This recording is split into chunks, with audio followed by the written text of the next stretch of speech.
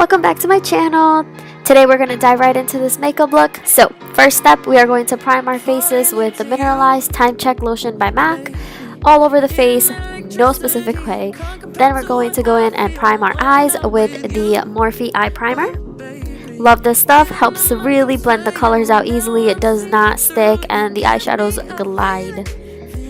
Then I'm going to go in with my first light shade, and this is going to go right into the crease. As you can see, I am just buffing that in there, no specific way.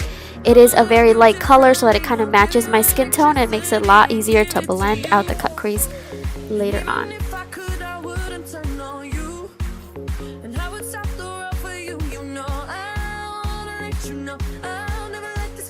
Then I am going to go in with two colors, and I like to blend them just so that I don't get that too much of a warm effect. So I'm going to go right into the crease, extend it all the way into the inner corner of the eye, and then extend it out, making sure that I'm not blending it too much into the outer corner, instead making it go past the brow bone. That gives it that nice illusion of a cut crease before we go in and define it with a concealer, and it also makes it a lot easier. I also waxed my brows before doing this video. Bad idea. Will not be doing that again.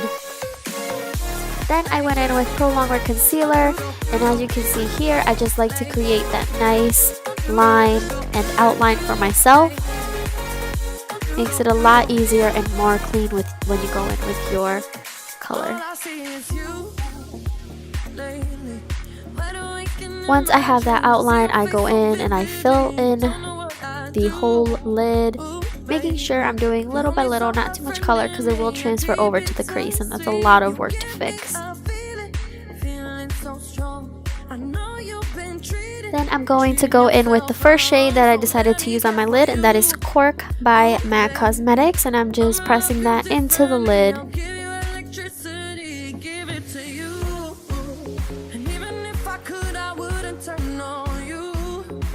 The color was a little too brown for me, so that I did go back in with a nice pink shade, the one that I used in my crease to begin, and just kind of blended that together, and they did blend perfectly, so it was great.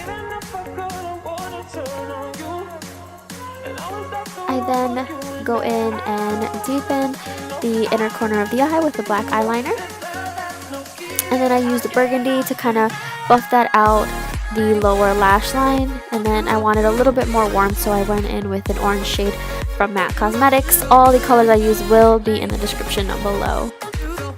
For the wing liner, I did make them a little bit higher to kind of imitate the Bratz challenge that this was inspired from. So I do both of my lines first to kind of see where they are going to sit. I grab the tip of my nail and I just push where I did my line to give it that nice sharp effect. And then I go in and fill out the wing.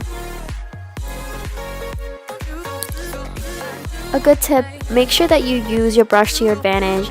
So if you are going to come in from the outside of the wing, make sure you turn the brush, and then when you're doing the inner corner of the eye as well, make sure you're turning it. That way it makes it easier for you and you're not doing too much work.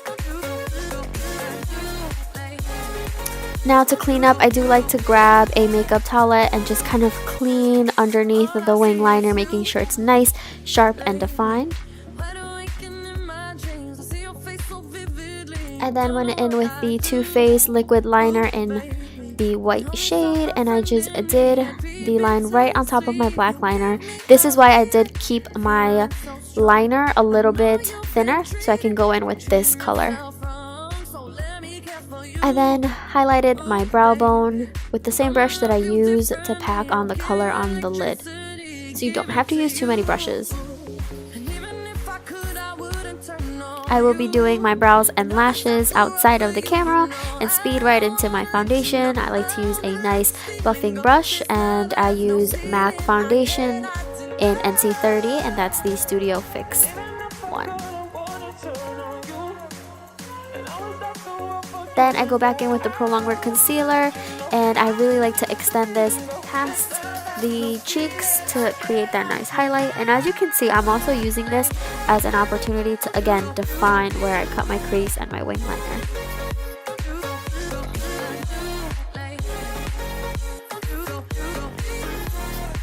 Then I use the Next to Nothing powder in Medium Plus just to set all of the makeup.